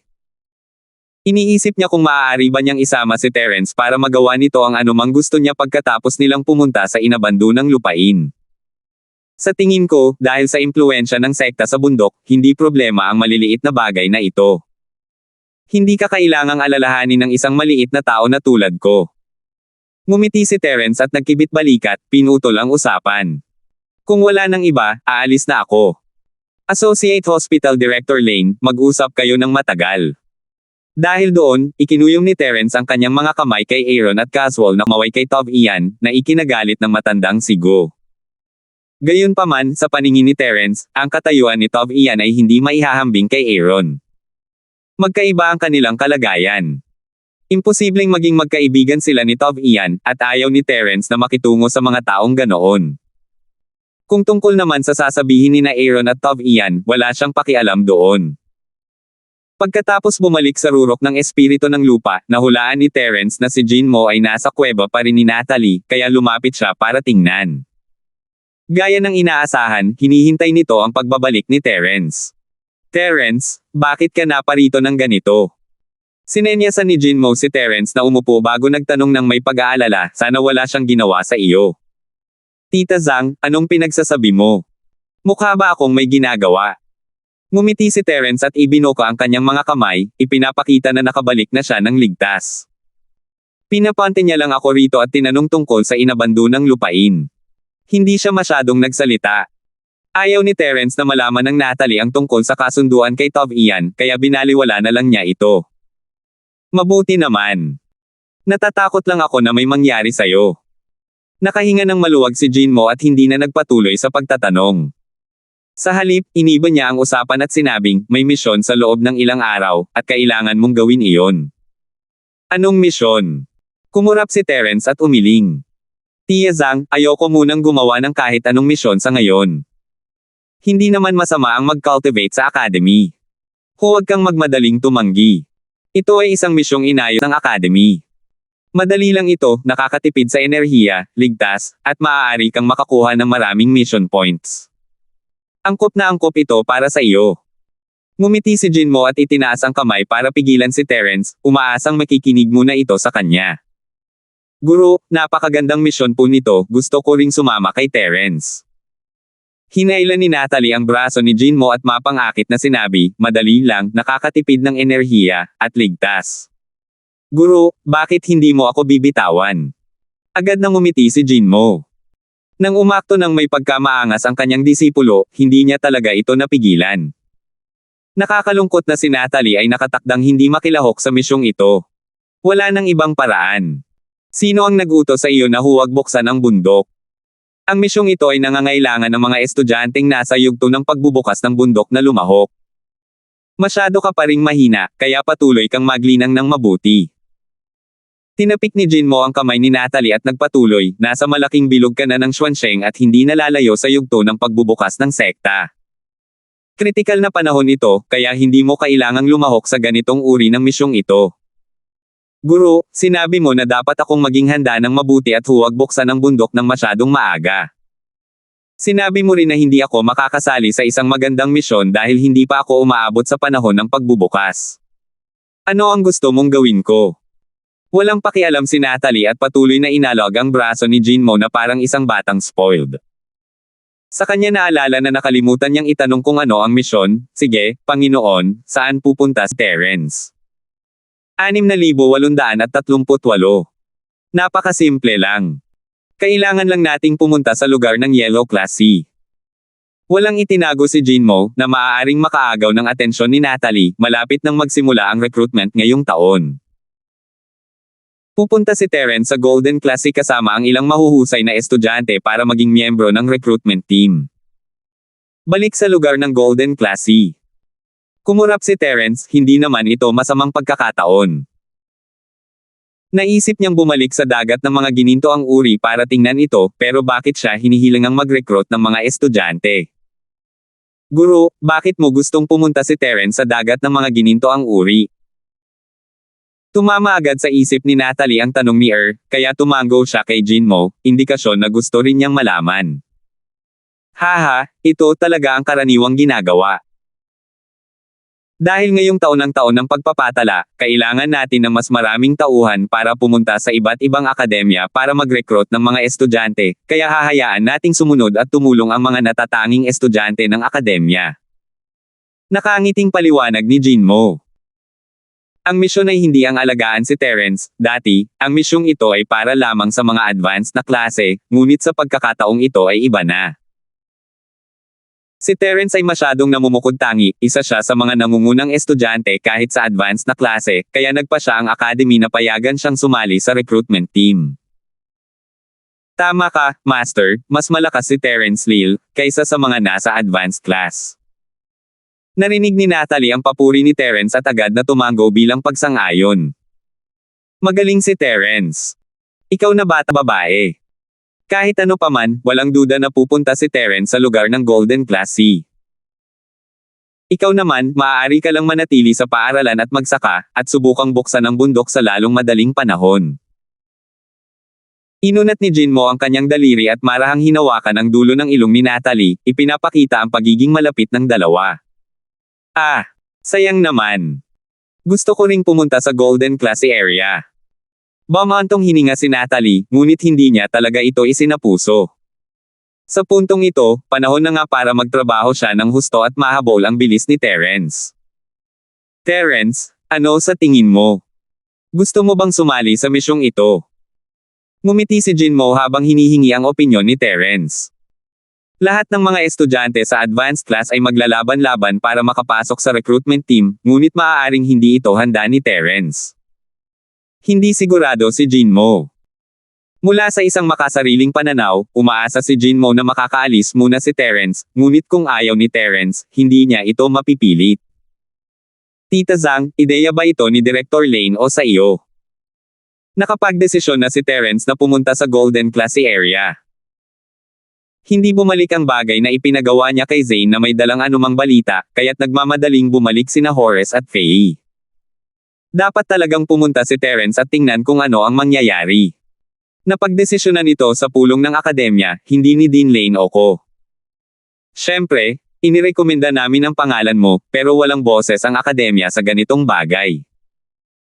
Alam ni Jinmo ang iisip ni Terence, ngunit ayaw niyang magpaliwanag. Nasa kay Terence pa rin ang desisyon. Tumanggaw si Terence. Hindi nabanggit ito ni Aaron sa kanya kanina, marahil dahil sa presensya ni Tov Ian. Gayunpaman, palaging umaasa si Aaron na mahahanap ni Terence ang kanyang bangkay. Paano niya mahahanap ang isang bangkay sa dagat ng Golden Class? Sinadya ba ni Aaron na umalis si Terence sa kalagitnaan ng proseso?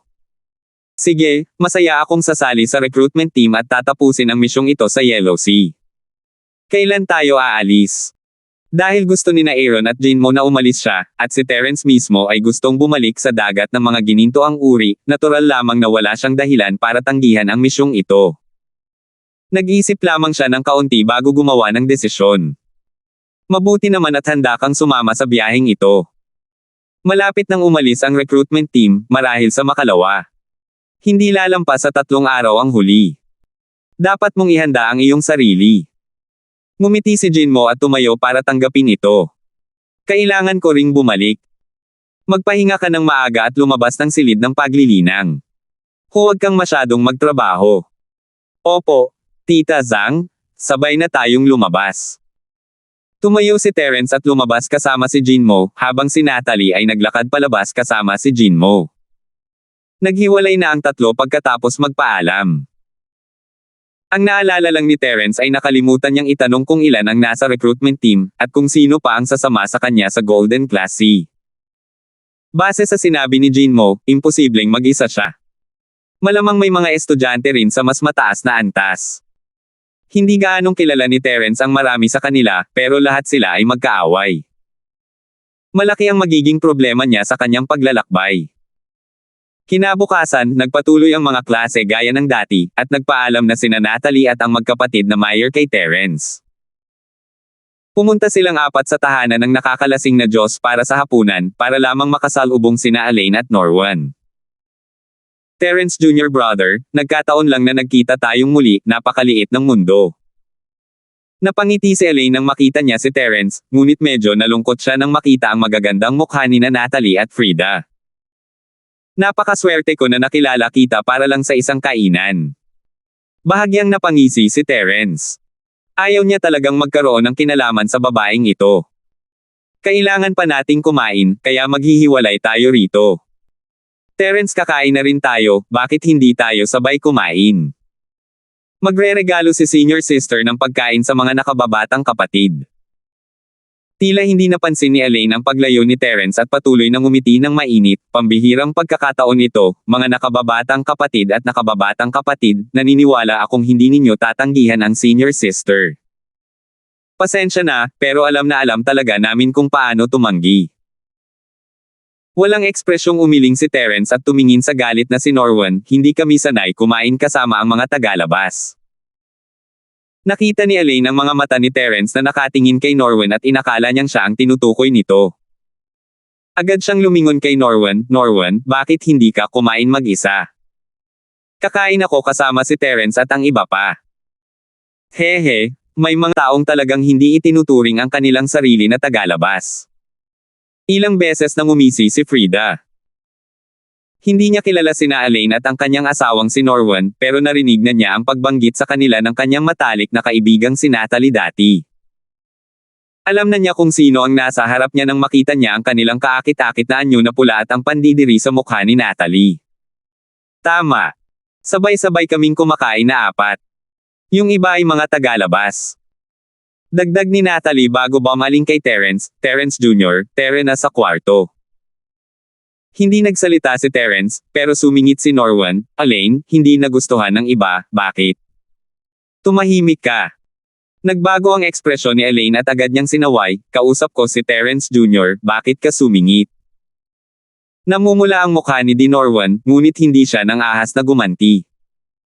Nakatitig lang siya kay Terence.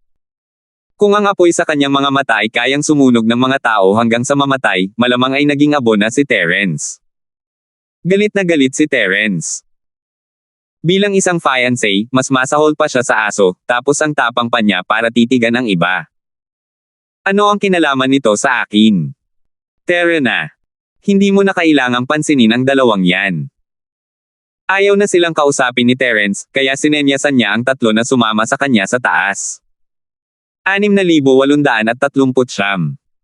Ginagan talaga ng loob ang junior brother ni Terence. Pero ayos lang, marami pa tayong pagkakataong magkita sa hinaharap, kaya hindi ko naiistorbahin ang hapunan mo ngayon. Lumingon si Elaine at ibinalik ang kanyang kaakit-akit ng ngiti. Nabalitaan kong pupunta rin si junior brother Terence sa Golden Class para sumali sa recruitment. Nagkataon lang na pupunta rin si senior sister, para mas makilala natin ang isa't isa. Sa pagkakataong ito, naging pangit ang mukha ni Natalie. Gusto niyang sumama kay Terence ngunit tinanggihan siya ni Jinmo. Hindi niya inaasahan na sasama ang walang hiyang babaeng si Elaine kay Terence. Hindi magsaselo si Natalie kung ibang babae iyon, pero si Elaine ang tipo ng babaeng magtatago kay Terence. Hindi siya komportable kapag naiisip pa lang niya iyon. Natigilan si Terence, bakit hindi niya naisip iyon? Nabanggit na ni Jinmo dati na karamihan sa mga miyembro ng recruitment team ay mula sa advanced class, at ang dalawang pinakanamumukod tanging estudyante sa advanced class ay sina Norwan at Elaine. Mukha talagang multo yon. Huli na ba para sabihing hindi ako aalis ngayon? Nagmura si Terence sa loob-loob niya, pero alam niyang imposibleng umalis. Nakalista na ang paaralan, at magiging mahirap kung aalis siya sa huling minuto. Kailangan din niyang pumunta at tingnan kung ano ang nangyayari sa dagat ng mga Golden Class. Tama si Elaine, Terence, magkakaroon tayo ng maraming pagkakataon para magkaayos. Aalagaan kitang mabuti kapag pumunta tayo sa dagat ng Golden Class. Hindi napigilan ni Norwan ang mapangiti ng nakakapangilabot. Pinaikit niya ang kanyang mga mata at sinabing, sigurado akong mararamdaman ng junior ni Terence ang pagmamahal at pag-aalaga sa iyo ng iyong nakatatandang kapatid pagkatapos ng ilang buwan. Pag-aalaga at pag-aalala. Muntik nang matawa ng malakas si Terence, nakalimutan na ba ng gago na ito ang sakit matapos gumaling ang sugat niya. Akala ba talaga niya hindi niya ito papatayin? Nasa half-step earth splitter pa lang si Norwan, pero kahit nasa half-step si splitter pa siya, kaya pa rin siyang durugan ni Terence basta't wala pa siya sa yugto ng paghahati ng dagat. Magaling! Excited na talaga ako sa biyahe papunta sa Golden Class C. Tingnan ko kung paano ka magpe-perform. Kumaibot ang mga labi ni Terence na parang nakangiti. Tiningnan niya si Norwan na parang nakatingin sa isang tanga. Sa nakatatandang kapatid ni Norwan, naniniwala akong maraming bagay ang makakapagpawi ng pagkabagot habang naglalakbay. Galit na galit si Norwan. Ikaw ang bagay, hindi ako. Hindi. Ikaw ang hindi bagay. Sa sandaling iyon, gustong-gusto ng patayin ni Norwan si Terence, pero alam niyang hindi siya ang katapat ni Terence ngayon. Maswerte ka, maituturing pa ring mabuti ang ugali ng batang Panginoong ito sa tahanan ng mga lasing na Diyos. Sinubukan ni Norwan na humanap ng paraan para makalabas, ngunit muli siyang pinagalitan ni Elaine dahil sa pakikialam.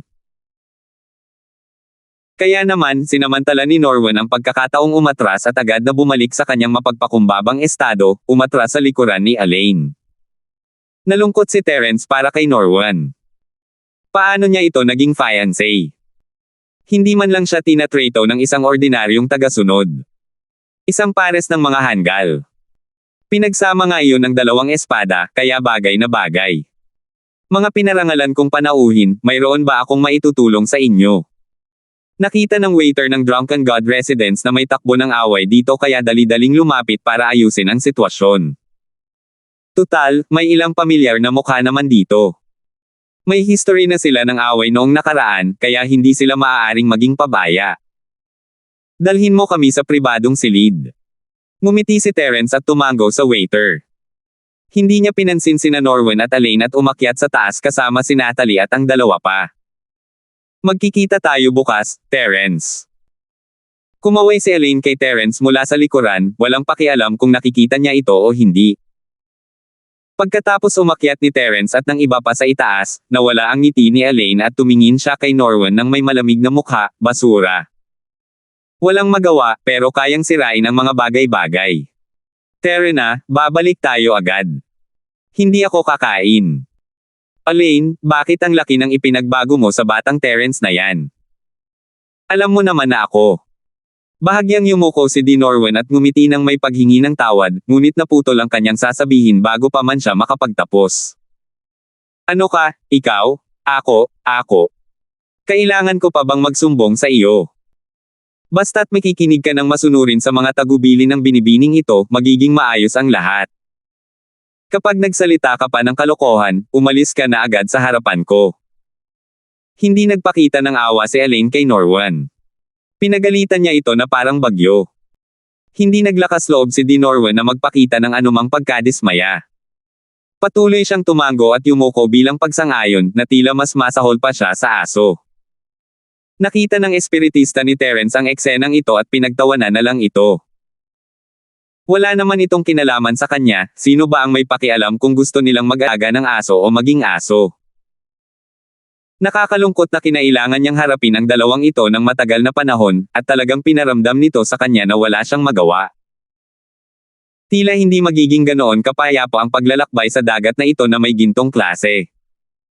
Kinabukasan ng umaga, dumating si Terence sa lugar ng pagtitipon ng mga estudyante. Nagpaalam na siya sa lahat, kaya walang nagpaalam sa kanya.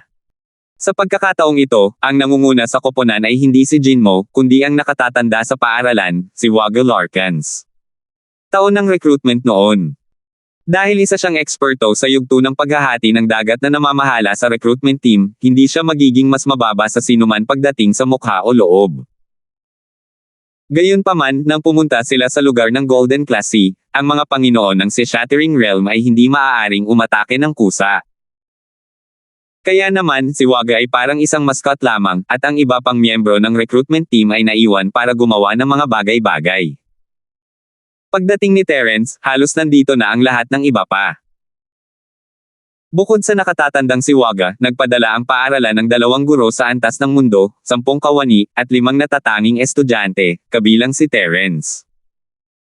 Nagkataon lang nakilala niya ang 4 na iba pang estudyante, maliban kay Terence. Kilala niya sina Elaine at ang kanyang asawang si Norwen kahapon, at ang isa pa ay si Jace, ang Vice Class Monitor ng Advanced Class. Hindi nakakagulat na kasama siya sa recruitment team. Ang pinaka-nagulat kay Terence ay ang huli, si Devon. Hindi niya inaasahan na mapabilang ang lalaking ito sa recruitment team, pero may katuturan naman.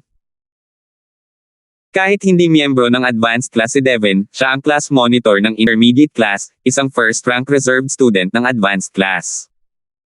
Bukod pa rito, medyo malakas siya, kaya hindi nakakagulat na siya ang napili. Hindi napigilan ni Terence ang mapa facepalm sa nakita, 5 estudyante, at 4 sa kanila ay teknikal niyang mga kaaway. Director Aaron, Tia Jinmo, sa kasunduang ito, makakapagsaya pa rin ba tayo ng magkasama sa hinaharap? Pero matapos itong pag-isipang mabuti, nakita ni Terence na nakakatawa ito. Hindi ba't medyo hindi siya popular? Bakit ba ang daming kaaway kahit saan? Sige, nandito na ang lahat, tara na. Sa kabilang banda, mabait si Wagga. Ngumiti siya at tumango kay Terence, hudyat para sumakay ang lahat sa kani-kanilang mga lumilipad na spirit beast at tumungo sa teleportation formation mula Mystic patungong Golden. Palaging ginagantihan ni Terence ang kabaitan ng iba. Matapos batiin si Wagga ng may paggalang, lumapit siya sa malaking lumilipad na spirit beast. Gusto sanang makausap ni Elaine si Terence, pero hindi ito ang tamang tiyempo. Tumango si Devon kay Terence. Hindi siya nagsalita, ngunit kumurap ang kanyang mga mata. Hindi maintindihan ni Terence ang iniisip niya, ngunit malamang ay iniisip niya kung paano papatayin si Terence. 6,840. Gusto rin patayin ni Norwen at Jay si Terence. Hindi magiging madali ang paglalakbay na ito patungo sa lugar ng Golden Classy. Ang grupo ng 18 tao ay sumakay sa malaking aerial spirit beast at pumailanglang sa kalangitan. Sunod, makikipagkita sila sa mga recruitment team ng iba pang mga akademya sa teleportation array at sabay-sabay na tatango sa Yellow Classy area. Ang recruitment sa Mystic Division ay hahawakan ng iba, kaya hindi na nila kailangang mag-alala tungkol dito. Nakarating na ang ilan sa mga recruitment team ng academy sa teleportation array. Kabilang sa mga ito ang isang babaeng may purong ugali at malaing kanto na anyo na nakaakit ng maraming atensyon. Hindi maiwasan ng mga tao, kilala man nila siya o hindi, na palihim na sumulyap sa kanya. Ito ang recruitment team ng Morning Glory Women's Academy. Ang babaeng iyon ba ang maalamat na Remilien? Matalas ang mga mata mo, bata, para makita mo agad yan. Tama, siya si Remilien. Isa siya sa 3 diyosa sa rehiyon ng Yellow Sea. Ngayong nagtagumpay na siya sa kanyang cultivation, mas lalo siyang gumanda. Bah! Kalapastanganan ang sabihing maganda siya. Isa siyang tunay na diwata. Huwag mo siyang titigan. Sinabihan mo ang iba na huwag tumingin, pero hindi ka man lang kumurap. Pwede mo bang panasan muna ang laway sa gilid ng bibig mo? Umalis kayo sa daan ko. Paprotektahan ko ang diwatang Remilien. Lumayo kayong lahat sa daan ko. Alam ni Remilien na siya na ang sentro ng atensyon, pero hindi niya alam na may mga taong halos mag-aaway para sa kanya. Iniisip niya si Terence ngayon. Gaano na ba katagal mula noong huli silang nagkita? Nabalitaan niya na si Terence ay isang nagniningning na bituin sa bagong batch noong nakaraang taon, pumapasok sa nangungunang paaralan ng paglipad, ngunit hindi niya ito mahanap. Dahil sa lakas ni Terence, naniwala si Remilien na mabilis siyang mamumukod tangi sa paaralan ng Feiyang. Kaya, magkakaroon kaya siya ng pagkataong makilala si Terence sa pagkakataong ito. Kahit hindi niya naisip iyon, may kutob si Remilien na makikilala niya talaga si Terence. Sa sandaling ito, isa pang malaking aerial spirit beast ang mabilis na lumipad mula sa malayo. Kumaway ang malalaking pakpak nito na lumikha ng isang marahas na buhawi. Mabuti na lang at may malaking bukas na espasyo malapit sa hanay ng mga teleportasyon para makalapag ang malaking aerial spirit beast, kaya hindi nito maaapektuhan ang iba. May isa pang recruitment team mula sa academy. Iniisip ko kung sino sila ngayon. Mukhang maraming akademya ang nagmumula sa direksyong iyon. Sino ang nakakaalam? Tumigil ka na sa panghuhula, Feiyang College yan. May nakita akong pamilyar na kaibigan. Paaralan nga ito ng Feiyang.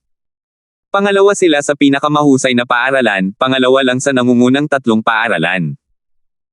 Hindi ko inaasahan na darating sila ng ganito kaga. Ang mga taong nakakita sa malaking aerial spirit beast na lumapag sa di kalayuan ay nagsimulang mag-usap tungkol sa taong kara-rating lang. Biglang bumilis ang tibok ng puso ni Remilien. Paaralan ng Feiyang. Paaralan iyon ni Terence. Sasama kaya siya? Kasabikan, kaba, pananabik. Samot-saring emosyon ang bumalot sa puso ni Remilien. Hindi na niya marinig ang sinasabi ng mga tao sa paligid niya dahil ang lahat ng atensyon niya ay nakatuon sa malaking lumilipad na spirit beast na kakalapag lang. Nang makita niya ang matangkad na figure sa malaking lumilipad na spirit beast, lahat ng emosyon sa puso ni Remilien ay agad na naglaho, at tanging pusong puno ng pananabik ang naiwan. Si Terence pala iyon. Si Terence talaga yon. Anong gagawin? Ano ang dapat kong gawin? Dapat ba siyang tumakbo palapit para salubungin si Terence, o dapat ba siyang maghintay dito? Dapat maging mas mahinahon ang mga babae at hintayin na dumating si Terence, magkunwari na nagkataon lang ang lahat. Susmariosep ang pagiging mahinhin. Gulong-gulo ang isip ni Remilien. Sa sumunod na sandali, natuklasan niyang sumugod na siya patungo sa malaking lumilipad na spirit beast. Mamatay ka na, Ate Remelen, anong ginagawa mo? Bahagyang nagulat ang binata na kasama ni Remilien. Gusto niyang hawakan si Remilian ngunit hindi niya magawa. Ang tanging nagawa niya lang ay sumunod dito. Sa oras na ito, ang mga mata ni Remilian ay tanging ang figurang iyon lamang ang napuno. Ang lahat ng iba pa ay automatikong naharang palabas ng kanyang mundo. Sinuri ni Terence ang lugar gamit ang kanyang spirit sense bago pa man lumapag ang lumilipad na spirit beast. Mayroon ng 8 o 9 na grupo ng mga estudyante na nakapaligid sa teleportation formation, at gusto niyang malaman kung may kakilala siya. Nang makita niya si Remilian na tumatakbo palapit sa kanya, labis na natuwa si Terence. Iginalaw niya ang kanyang katawan at lumipad ng ilang dosenang metro ang layo. Paglipad niya, saktong-sakto ang oras para salubungin si Remilian. Hindi bumagal ang takbo ni Remilian nang tumakbo siya papalapit kay Terence. Oo. Terence, ikaw. Agad na namula ang mukha ni Remilian. Napakaraming tao sa paligid, at kahit gaano pa niya kagustang manatili sa mga bisig ni Terence, nahihiya pa rin siya. Kaya, mabilis siyang nagpumiglas at umalis sa mainit na yakap. Gusto ko talagang manatili rito ng mas matagal pa. Ang kaisipang ito ay lumaki ng mabilis sa isipan ni Remilian na parang mga damo sa tagsibol. Ang kanyang maliit na mukha ay biglang namula na parang dugo. Remilian, ang tagal nating hindi nagkita. Isa ka nga pala sa mga miyembro ng recruitment team. Iniisip ko lang kung makikilala ba kita. Sa kabilang banda, tila walang pakialam si Terence. Tuwang-tuwa talaga siyang makita si Remilian, at wala man lang siyang pakialam sa mga taong nag-uusap tungkol dito. Iniisip ko rin yan. Oo nga pala, nakita kitang paparating. Yumuko si Remilian at mahinang nagsalita, ngunit ang puso niya ay kasing tamis ng pulot. Kaya iniisip din ni Terence ang bagay na iniisip ko, magkaugnay ba ang mga puso natin? Mamatay na ang kapatid kong si Remilin, sino ito? Hindi maganda ang itsura ng binata, at tinitigan niya si Terence ng may hindi maitagong puot. Senior Zhang, ito si Terence, ang aking kaibigan. Nahihiyang ipinakilala ni Remilian si Terence. Kahit ang isang bulag ay masasabing hindi lang basta ordinaryong kaibigan si Terence, ito ang senior namin sa paaralan, si Jaiho Zhang. Pagkatapos noon, nang ipakilala niya si Jaiho, mas kalmado at mas normal na ang kanyang tono. Malinaw na malinaw sa kanilang dalawa ang pagkakaiba. Kaya, lalong tumindi ang puot sa mga mata ni Jaiho, at may bahid na mahinang balak pumatay sa kanila. Natigilan si Terence, isa na naman ba itong gago? Gusto niya itong patayin noong una pa lang silang nagkita. Akala ba niya ay wala siyang talo? Remilian, hindi ba't nasa Morning Glory Women's Academy ka? Bakit may mga lalaking estudyante? Tumanggaw si Terence kay Jaiho. Ginagawa niya ito para sa kapakanan ni Remilian. Kung hindi, malamang nasample na niya si Jaiho sa mukha, hindi ba't paaralan ng kababaihan ang paaralan ng Morning Pride kapag narating natin ang lugar ng Mystic Class C? Hindi, ang paaralan namin ay tinatawag pa ring Morning Pride Mystic Class Women's Academy. Halos puro babae ang nandito, pero si Kuya Jaiho ay isang exception. Medyo nahihiya si Remilian. Medyo hindi nga naaangkop para sa isang lalaking estudyante na magmula sa isang kolehiyo ng kababaihan, ngunit wala siyang pagpipilian. Si Senior Brother Zhang ay apo ng aming dean. Dahil mahal siya ng dean, espesyal siyang pinayagan na manatili sa academy upang linangin at mag-aral. Naliwanagan si Terence, kaya ganoon nga ang nangyari. Napakaswerte ng batang ito, siya lang ang minahal ng lahat. Salamat po at sinamahan ninyo ako, ingat lagi mga master.